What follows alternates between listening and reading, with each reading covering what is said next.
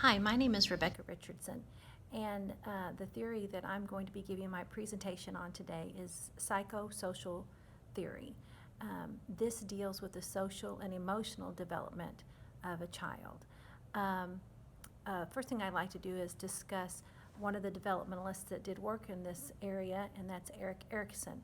Erik Erikson came up with stages of development from the beginning of life, birth, to death. Those stages are actually 8 different stages, but we're going to focus on 2 stages of development, and that centers around infants and toddlers. The first stage is trust versus mistrust, and that's for ages 0 to 1.5. The second stage is autonomy versus shame, and that centers around 1.5 to 3-year-olds. So first, let's just kind of talk a little bit about these 2 stages, and then we'll talk some more about how they relate to play.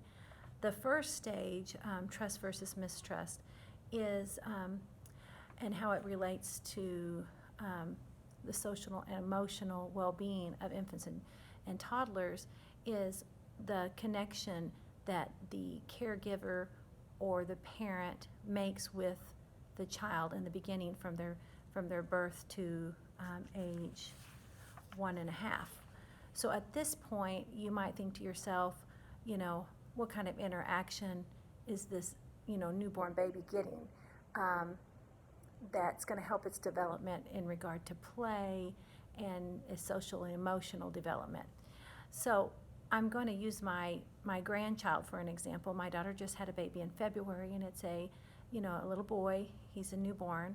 And so in the beginning, he can't play with toys, he can't sit on the floor and play with his peers, and he can't really, there's not a lot that he's able to do. And in the very beginning, when he came home from the hospital, or even in the hospital, when she would hold him, his vision was about, from what he could see, was to his mother's face when she was holding him.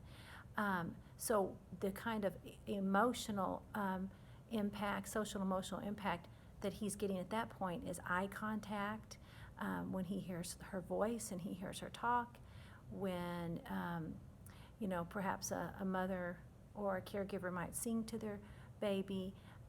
All these things are important in as far as the social emotional development of a child. And so it begins very early.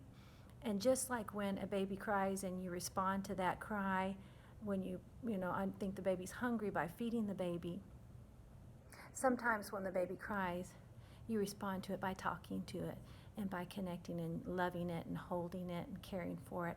And all these things are important, very important building blocks to us as individuals as we grow to become adults, and how we connect with other people, whether it's our families, our coworkers, whatever that case may be. Those first interactions that we have as infants, and they are very, very foundational in how we go on to interact with others on a social, emotional level within our development throughout our lives. The second stage is autonomy versus shame and doubt. At this point, the age 1.5 to 3 years old, you often hear people talk about the terrible twos, and at that point, you've got toddlers that are wanting to become more independent. They're wanting to dress themselves. They're learning how to go to the bathroom by themselves. They want to feed themselves, and they're learning all that stuff. And so they're struggling to become more, autonomous, which is kind of working independently and standing on their own, and also with the frustration of not being able to do these things quite yet and learning how to do this. Well, with the social and emotional, or the psychosocial theory, how that would come into play is where they might be beginning to learn how to play. They might start with, solitaire play, where they're just playing with a toy on the floor and they're not interacting a lot social emotionally, but they're watching others. They're watching the adults, they're watching the other children play, and so you might see a 1-year-old or a 18-month-year-old that's sitting on the floor playing alone with a toy, but they're looking across the room at some other children that are playing with blocks, and then they jump up and they run over there and they begin to play with that child.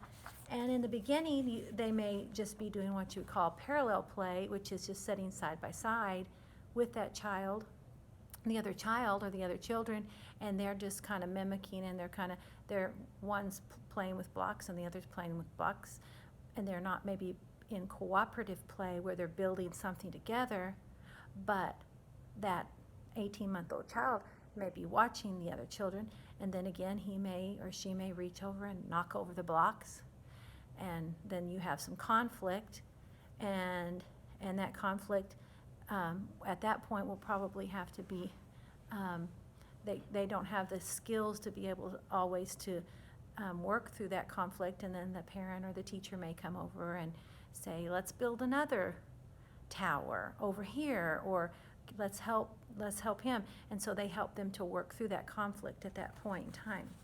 So some of the strengths of this of psychosocial theory is that it helps us to provide insight to us about the social and emotional development over a lifetime.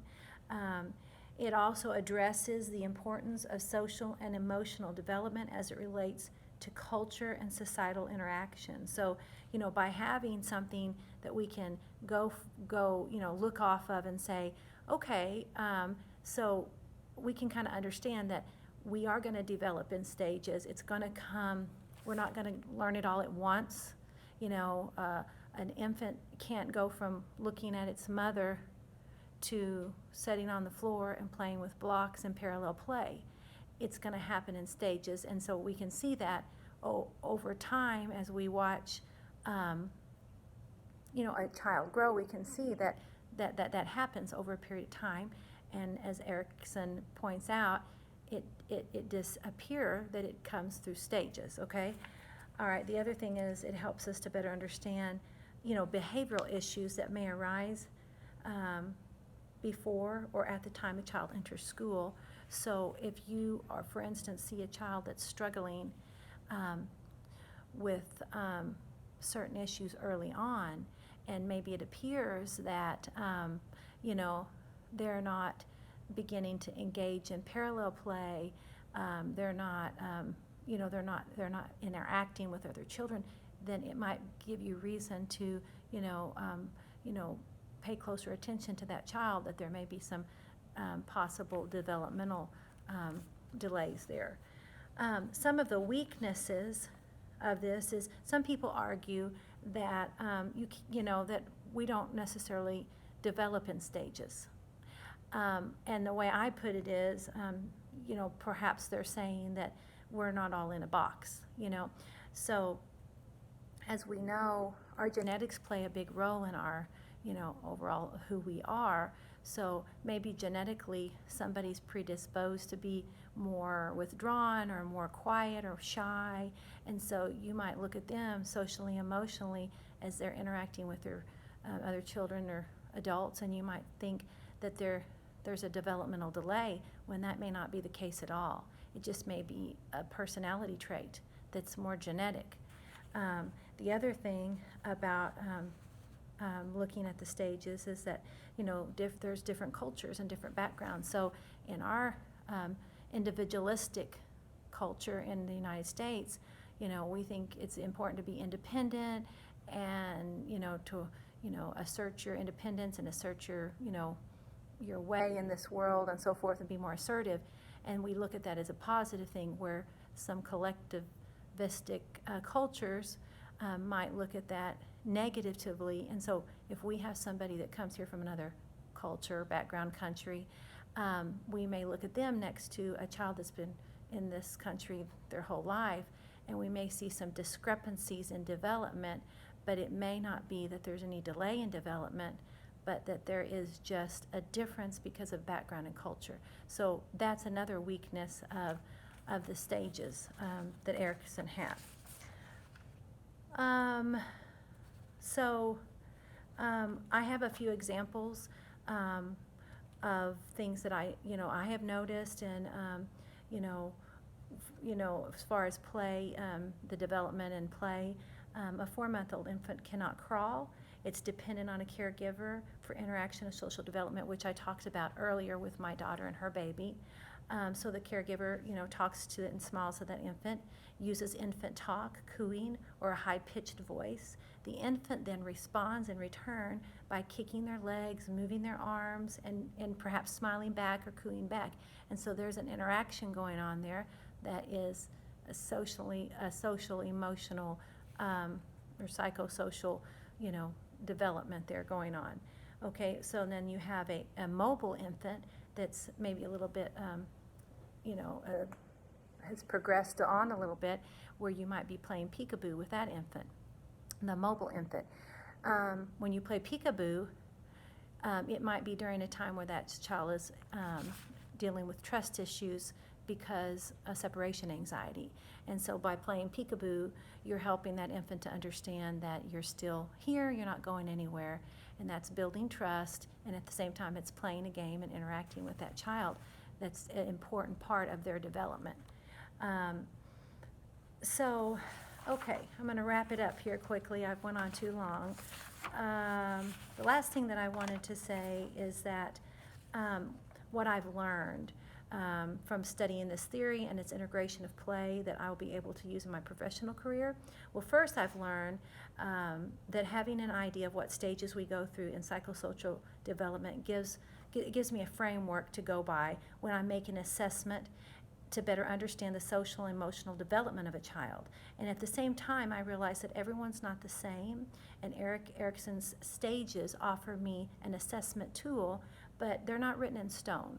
And they're, for every child, so I need to keep that in consideration. Second thing I've learned is that psychosocial development or social emotional development is critical in the overall development of a child.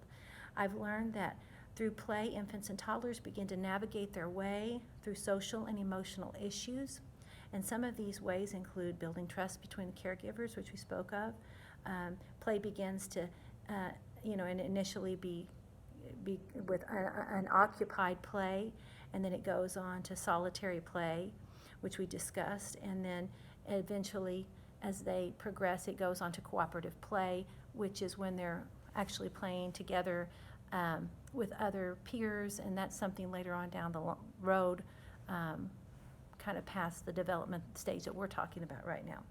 So as I work with children, I hope to provide an environment for young children that's warm and caring. I hope to provide an environment that encourages free play and less organized play. And I think that by doing this, infants and toddlers can be more creative as they grow and learn. When young children are constantly directed in activities that are not open-ended, it stifles their abilities to move beyond what is accepted by them and by their culture and society. So I just hope to encourage that type of development. I feel like it's extremely fundamental.